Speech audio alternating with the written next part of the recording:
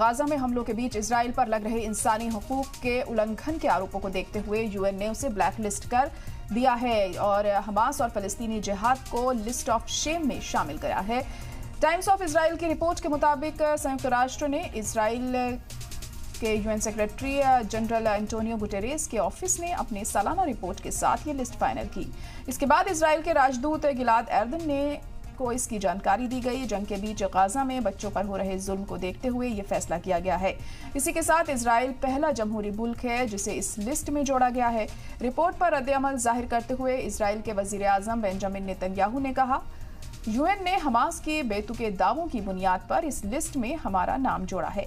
ऐसा करके secretary general Antonio Guterres ने खुद को तारीख में ब्लैकलिस्ट करवा लिया है। वह दहशतगर्दी और इजराइल के खिलाफ नफरत को बढ़ावा देते हैं। इजराइल और हमास के अलावा अब तक यूएन की लिस्ट में रूस, Afghanistan, Iraq, Myanmar, Syria, Yemen, Somalia, ISIS और अलकायदा का नाम शामिल है। पिछले साल यूक्रेन में जंग के बीच बच्चों पर हुए जुल्म को देखते हुए रूस को इस लिस्ट में जोड़ा गया था। इससे पहले इजराइल और फिलिस्तीन में जंग के बीच यूएन की रिपोर्ट में कई बार इसका जिक्र किया गया है। हालांकि अब तक कभी भी इन्हें लिस्ट में नहीं जोड़ा गया। अल जजीरा की रिपोर्ट के मुताबिक 7 अक्टूबर को शुरू हुई इजराइल हमास जंग में अब तक 37,700 फिलिस्तीनियों की मौत हुई है। इनमें 15,571 बच्चे शामिल हैं। नेतन्याहू ने कहा, इजरायली डिफेंस फोर्स IDF पूरी दुनिया में सबसे ज्यादा इंसानियत रखने वाली फौज है। यूएन का कोई भी फैसला इस हकीकत को नहीं बदल सकता। दूसरी तरफ यूएन में फिलिस्तीन के नुमाइंदे रियाद मंसूर ने कहा है कि इजराइल को लिस्ट ऑफ शेम में जोड़ने से उन बच्चों को दूसरी जिंदगी नहीं मिल सकती जिनकी इजराइल के हमले में मौत हो गई। फिर भी ये इजराइल के जुल्म के खिलाफ मुखालिफत दर्ज कराने के लिए एक अहम कदम है।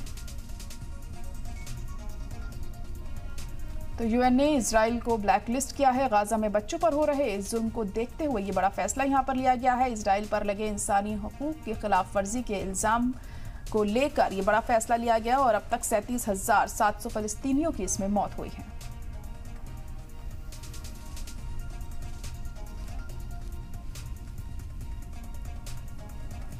I am utterly shocked and disgusted by this shameful decision of the Secretary General. Courtney, you know that Israel's army is the most moral army in the world. So this immoral decision will only aid the terrorists and reward Hamas. And I have to tell you another thing. The only one who is blacklisted today is the Secretary General, whose decisions since the war started and even before are rewarding terrorists and incentivizing them to use children for terror acts.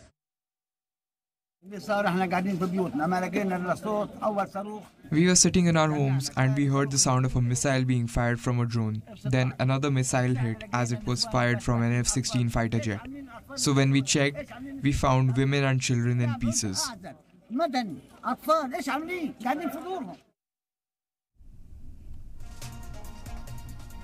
तो UN ने Israel को blacklist कर दिया है और अब ऐसे में अब इजराइल का क्या रुख रहता है ये देखना यहाँ पर अहम होगा, क्योंकि लगातार जो हमले हैं वो थमने का नाम नहीं ले रहे, जिसके मद्देनजर ये बड़ा फैसला यहाँ पर किया गया है। गाजा में हमलों के बीच इजराइल पर लग रहे इंसानी हुकूक के उल्लंघन के आरोपों को देखते हुए यूएन ने अब ब्लैकलिस्ट कर दिया है। इजराइल को फिलिस्तीनी जिहाद को लिस्ट ऑफ शेम में शामिल किया है। टाइम्स ऑफ इजराइल की रिपोर्ट के मुताबिक यूएन ने इजराइल के जो आपको बता दें उन्हें ब्लैकलिस्ट कर दिया है और जनरल सेक्रेटरी एंटोनियो गुटेरेस के ऑफिस ने अपनी सालाना रिपोर्ट के साथ ये लिस्ट फाइनल की है। इसके बाद इजराइल के राजदूत गिलाद एर्दन को इसकी जानकारी दी गई। जंग के बीच गाजा में बच्चों पर हो रहे जुल्म को देखते हुए ये बड़ा फैसला लिया गया। इसी के साथ इजराइल पहला जमहूरी मुल्क बन गया है जिसे इस लिस्ट से जोड़ा गया है।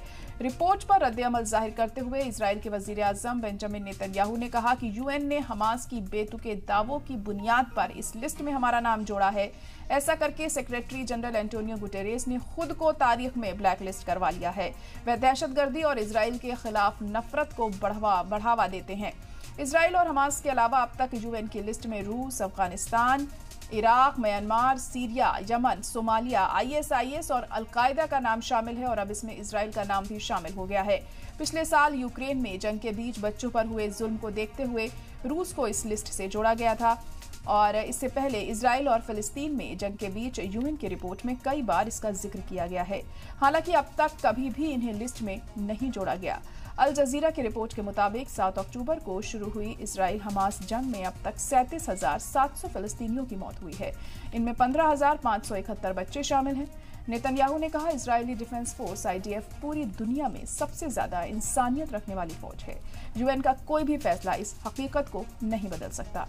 दूसरी तरफ यूएन में फिलिस्तीन के नुमाइंदे रियाद मंसूर ने कहा है कि इजराइल को लिस्ट ऑफ शेम में जोड़ने से उन बच्चों को दूसरी जिंदगी तो नहीं मिल सकती जिनकी इजराइल के हमलों में मौत हुई है।